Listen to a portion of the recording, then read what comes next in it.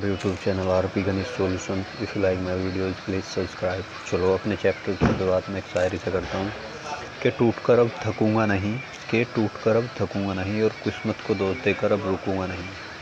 अब मंजिल अपनी से मर्जी से सजाऊँगा मैं, कि अब मंजिल अपनी मर्जी से सजाऊँगा मैं, किसी और की अब सुनूँगा नहीं। चलो हमें पढ़ना है संबंध रिलेशन 2.2। अब इसे बस एक पॉइंट से समझ लेंगे, जैसे मैं बता रहा हूँ, केवल वो पढ़ना है।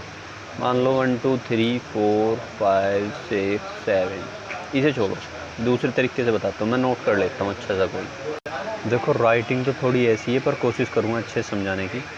इसमें यूँ हमें एक सेट दे दिया है, उसका संबंध कह देगा हमसे कि रिलेशन ऐसा संबंध बनाओ, या एक ऐसा रिलेशन का मीन्स यहाँ यूँ है कि एक ऐसा अवयव बनाओ जिसका संबंध उसने यूँ दर्शाया। तो तुम्हें कुछ नहीं करना है, एक आर बनाना है, एक आर सेट बनाना है। उसमें उसने कहा कि एक्स तथा वाई यहाँ मान आने हैं, उसमें एक्स जो आगा वो तो रे से शुरू होने वाला नाम हो, रे से शुरू होने वाला नाम हो। वाई जो है, वाई जो आगा वो से सलम वाला, से शुरू होने वाला नाम हो। और एक्स जो बिलोंग करेगा वो सेट ए से बिलोंग करेगा, तथा वाई भी बिलोंग करेगा वो सेट ए से करेगा।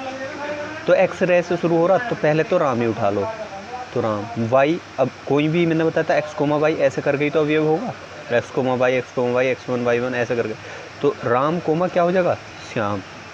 एक तो यू अवयव हो गया, एक दूसरा क्या हो जाएगा, रमेश कोमा श्यामू, रमेश कोमा श्यामू ऐसा करके हो जाएगा। लेकिन ये प्रदीप और अमित नहीं लेंगे, क्यों? क्योंकि यहाँ क्या बताया हमसे बताया कि जो एक्स आगा वो रे से शुरू होगा, जबकि प्रदीप या अमित क्या हो रहे हैं, यू पै से शुरू हो रहा, यू ऐसे शुरू हो रहा, ठीक है ना। तो इस प्रकार का सेट्स बनेगा, वो इसका संबंध होगा, ठीक। यू थोड़ा सा कम समझ में आया होगा।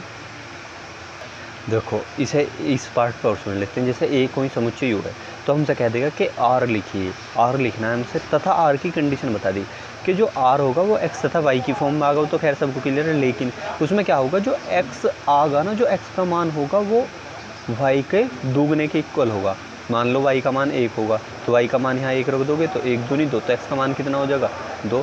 भाई वाई का मान यदि मैं 1 लूँ, किसी सेट में 1 ले लूँ, तो एक्स का कितना हो जाएगा यहाँ से 2 कम 2। ऐसे यदि मैं वाई का 2 लूँ तो एक्स का कितना हो जाएगा 2 दूनी 4, ठीक। तो यहाँ क्या कह रहा है, एक्स ऐसी कंडीशन तो लगेगी, साथ के साथ ये भी कह रहा है कि एक्स शुड बिलोंग्स टू ए, जो एक्स आगा वो ए से बिलोंग करेगा, तथा जो वाई आगा ना वो भी सेट ए से बिलोंग करेगा। तो हम एक आर बना देते हैं, बस तरीके से समझना। हमें एक्स तथा वाई लेते, हम जिसके साथ मान जिसका छोटा रखने में बड़ा आ रहा हो तो पहले उसे लेंगे। वाई का मान मैं 1 रख रहा हूँ, ठीक है, 1 रख दिया, तो एक्स का कितना आया 2 ठीक।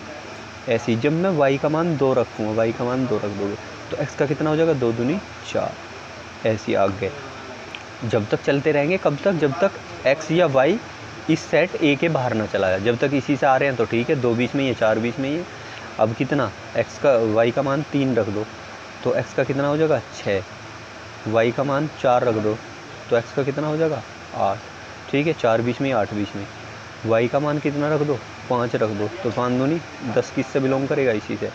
वाई का मान 6 रख दो तो 6 दूनी 12, ठीक है ना, ऐसी तो बनेगा। अब इसमें मोस्ट इम्पोर्टेंट यू है, यहाँ तक के जो अवयव थे ये सारे सेट ए से बिलोंग कर रहे हैं, यू वाली प्रॉपर्टी काम कर रही थी।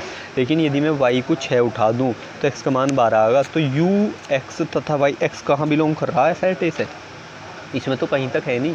जो वाई है वो वाई तो कर रहा है सेट ए से बिलोंग, लेकिन एक्स तो सेट ए से बिलोंग नहीं कर रहा, तो इस वाले को तुम्हें नहीं लिखना। तो ये मैंने केवल बताने के लिए यहाँ लिख दिया। तुम्हें कभी अपनी कॉपी में ऐसे काटा पिट्टी कर दो, इसे बस ऐसे ही छोड़ देना, मतलब यूँ नहीं नोट करना तुम्हें।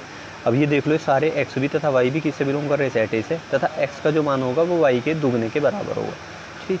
ऐसे बनाने। एक चीज़ और समझ लो जो इम्पोर्टेंट है, इसमें कह देगा कि ए से ए का संबंध लिखना है, ए से ए का संबंध आर लिखना है, संबंध आर लिखना है, आर लिखना है। तो ए से ए मान लो, इसने मान लो 1,2 दे दिया, तो इसका मीन्स यू है कि ए से ए का जो क्रॉस होगा वो लिखना है तुम्हें। ए से ए का जो क्रॉस होगा ना उसका संबंध आर लिखना है, ठीक। इसमें और एक हो जाएगा, जैसे ए दे देगा 1,2 और बी दे दिया मान लो 3,4 दे दिया, तो यहाँ से ए से बी के क्रॉस का संबंध, इसका संबंध बूझ लेगा ऐसे। ये कुछ पॉइंट है, ये मैं बता रहा हूँ। एक पॉइंट और है इसमें जो हमें प्रांत, परिसर और सह प्रांत बूझेगा। देखो बस लाइन अच्छे से समझ लियो, कुछ भी नहीं है, मैं इसी में समझा रहा हूँ। तो इसमें कह रहा है कि समुच्चय ए से समुच्चय बी में संबंध आर के क्रमित युग्मों के सभी प्रथम घटक जो होंगे वे समुच्चय के संबंध आर का प्रांत कहलाएंगे।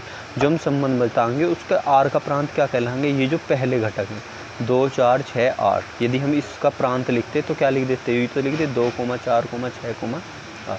देखो स्पेस नहीं है, केवल समझने पर फोकस रखो, राइटिंग वगैरह पर फोकस मत रखो, ठीक है ना। जो समुच्चय ए से समुच्चय बी में जो संबंध क्रमित युग्मों के सभी प्रथम घटकों, जो प्रथम पहले वाले घटक हैं, ये जो पहले घटक हैं, ठीक है ना, ये क्या कहलाते हैं, आर का प्रांत कहलाते हैं। समुच्चय ए से समुच्चय बी में संबंध आर के क्रमित युग्मों के द्वितीय घटक, जो दूसरे घटक होते हैं, वे संबंध आर का परिसर कहलाते हैं। द्वितीय घटक ये वाले, ये क्या कहलाएंगे, इसका प्रसार कहलाएंगे। तो आर का प्रसार दूसरे लफ्जों में लिख देंगे कितना, 1, 2, 3, 4।